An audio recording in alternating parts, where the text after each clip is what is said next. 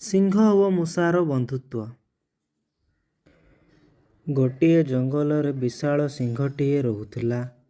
ଆଉ ସିଏ ପ୍ରତିଦିନ ଶିକାର କରି ନିଜର ଭୋଜନ କରୁଥିଲା।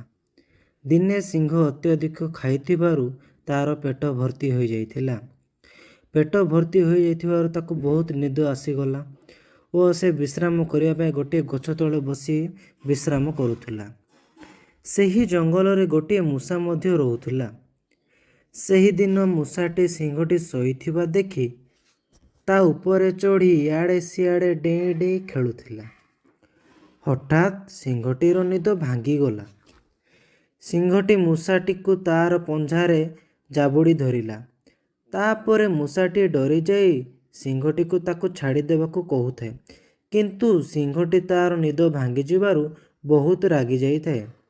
ତଥାପି ମୂଷା ସିଂହଟିକୁ ଡରି ଡରି ମୋତେ ଛାଡ଼ିଦିଅ ସିଂହ ଭାଇ, ମୋର ଭୁଲ ହେଇଗଲା କହୁଥାଏ।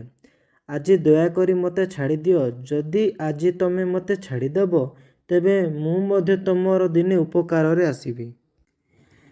ଏତିକି କଥା ଶୁଣି ସିଂହଟିର ରାଗ ଶାନ୍ତ ହୋଇଯାଏ ଓ ମୂଷାଟିକୁ ଛାଡ଼ିଦିଏ ଆଉ ମୂଷାଟି ଚାଲିଯାଏ। ଦିନେ ସେହି ଜଙ୍ଗଲରେ ଶିକାରୀଟି ଆସେ ଓ ଜାଲ ପକାଇ ଘରକୁ ଚାଲିଯାଇଥାଏ। ସିଂହଟି ଦିନେ ଜଙ୍ଗଲରେ ବୁଲୁଥାଏ। ହଠାତ୍ ଶିକାରୀର ଜାଲରେ ସିଂହଟି ଫସିଯାଏ। ସିଂହଟି ଜାଲ ଭିତରେ ଫସିଯାଇ ଗର୍ଜନ କରୁଥାଏ। କିଛି ସମୟ ଗଲା ପରେ ସିଂହଟି ଯେତେ ଚେଷ୍ଟା କଲେ ମଧ୍ୟ ବାହାରି ନ ପାରିବାରୁ ମନ ଦୁଃଖରେ ଜାଲ ଭିତରେ ହିଁ ରହିଥାଏ। ଠିକ୍ ଏତିକି ସମୟରେ ମୂଷା ସେହି ପାଖ ଦେଇ ଯାଉଥାଏ ଓ ସିଂହକୁ ଜାଲ ଭିତରେ ଦେଖି ତା ପାଖକୁ ଯାଏ ଓ ସେ ତାର ଦାନ୍ତରେ ଜାଲଟିକୁ କାଟି ସିଂହର ଜୀବନ ରକ୍ଷା କରିଥାଏ। ସିଂହ ମୂଷାକୁ ଧନ୍ୟବାଦ ଜଣାଏ ଏବଂ ଦୁହେଁ ସାଙ୍ଗ ହୋଇ ଖୁସିରେ ଚାଲିଯାଆନ୍ତି।